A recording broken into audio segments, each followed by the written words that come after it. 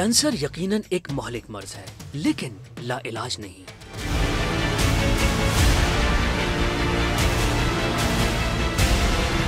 अपनी दरियाफ्त के बाद एक तवील अरसे तक ये मर्ज लाइलाज समझा जाता रहा। वक्त गुजरने के साथ साथ आला सतहों पर की जाने वाली तहकीक की बदौलत इस मर्ज के खिलाफ लड़ने के लिए मुख्तलिफ दवाएं और तरीके दुनिया भर में मंजरे आम पर आते रहे। जल्द अज जल्द तशखीस और मुतवातिर इलाज इस मर्ज से लड़ने का आज भी सबसे मौसर तरीका करार दिया जाता है।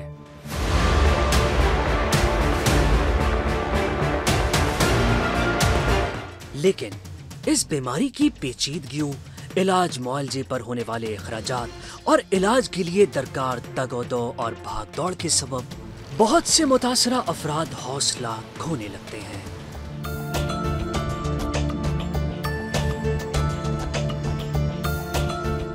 लेकिन 21वीं सदी की जदीद तरीन टेक्नोलॉजी ने अब उम्मीदों की नई राहें खोल दी हैं। साइंसी तरक्की पर यकीन और जदीद तरीन टेक्नोलॉजी से बर वक्त आगाही हमेशा इंसान और माशरे की खैरख्वाही और फलाह का बेहतरीन सबब बनते रहे हैं। 21वीं सदी की जदीद तरीन रेडिएशन टेक्नोलॉजी ने अब इस मर्ज का इलाज भी बहुत आसान कर दिया है। जना अस्पताल में साइबर नाइफ एंटोमोथेरेपी के शोबे में नस्ब करदा ये इंतहाई हसास robotic radio surgical machine cancer के नैरो एंडोक्राइन ट्यूमर्स को ताबकारी के जरिए इंतहाई दुरुस्त तरीके से निशाना बनाती है। साइबर नाइफ और टोमोथेरेपी दो मशीन्स हैं जो रेडिएशन के जरिए कैंसर का इलाज करती हैं।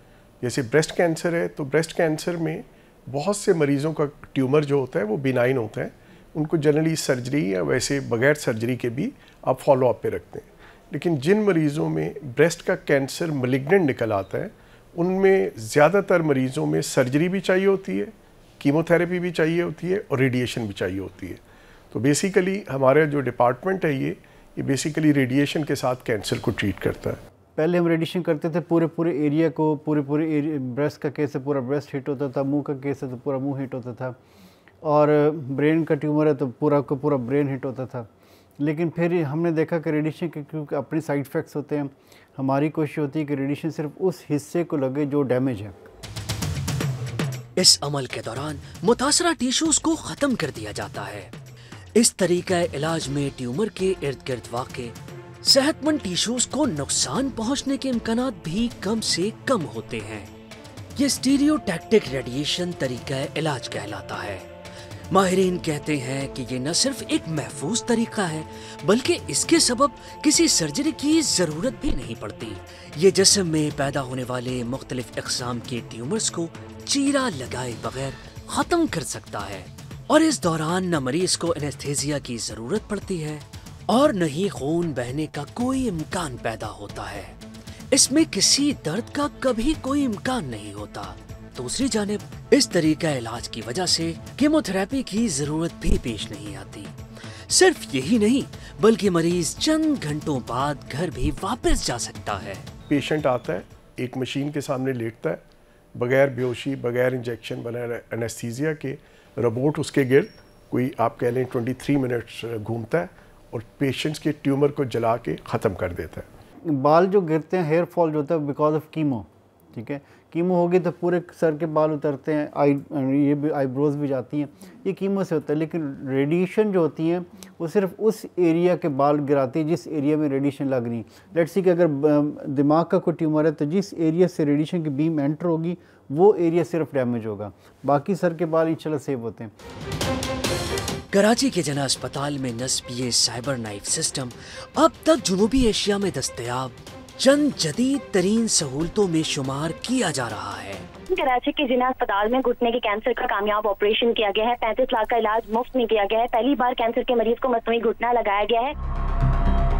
दुनिया भर में इस तरीका इलाज पर औसतन लागत पाकिस्तानी करेंसी में 20 से 30 लाख रुपए तक पहुंच सकती है, जबकि जना अस्पताल में इलाज की यह सहूलत मुकम्मल तौर पर बिला मुआवजा फराहम की जा रही है। रेडिएशन और कीमो हमारे डोमेन में बिल्कुल पेशेंट को फ्री ऑफ कॉस्ट हो रही है। हमारे अंदर एक वेलफेयर सोसाइटी काम कर रही है जो कीमो फ्री प्रोवाइड करती है, और रेडिएशन का भी हमारे पास वो पेशेंट जो होते हैं जिनको बिल्कुल नॉन अफोर्डिंग होते हैं, हम ज़ीरो पेमेंट पे होते हैं। आज तक हमारे पास 2012 से अभी तक हज़ारों मरीज़ यहाँ पे ट्रीट होके जा चुके हैं। हमारा जो ट्रीटमेंट का जो मशीन्स हैं ये बिल्कुल वर्ल्ड की कटिंग एज टेक्नोलॉजी है, लेकिन हमारी फैसिलिटी बिल्कुल फ्री है, इररिस्पेक्टिव के नेशनलिटी क्या है, रिलीजन क्या है, एथनिसिटी क्या है, पाकिस्तान के किस शहर से आ रहे हैं। जिला अस्पताल में ये मंसूबा साल 2012 में मुतारिफ कराया गया और फिर साल 2018 में मुकम्मल इलाज के लिए दरकार तमाम मशीनों की तनसीब के बाद इस शोबे ने इब्तदाई तौर पर अपना काम शुरू कर दिया। अगस्त 2024 में इस शोबे के बाकायदा इफ्तिताह से अब तक रोजाना दर्जनों अफराद इस सहूलत से फैजियाब हो रहे हैं। पाकिस्तान जैसे गुंजानाबाद मुल्क में इस किस्म की जदीद और बिला मुआवजा सहूलतों के सबब चंद नागुज़ीर किस्म के मसाइल भी पैदा हो जाते हैं। वक्त गुजरने के साथ साथ इलाज की गर्ज से आने वाले मरीजों की तादाद दिन ब दिन बढ़ती जा रही है, लिहाजा अब मरीजों को इलाज के दौरान बहुत सी पेचीदगियों से दो चार होना पड़ता है। मरीजों की तादाद बढ़ने के सबब सबसे पहले रजिस्ट्रेशन की रफ्तार में कमी वाक़ई हुई है। इसके बाद अपॉइंटमेंट्स का मरहला इंतहाई सब्र आजमा होता है।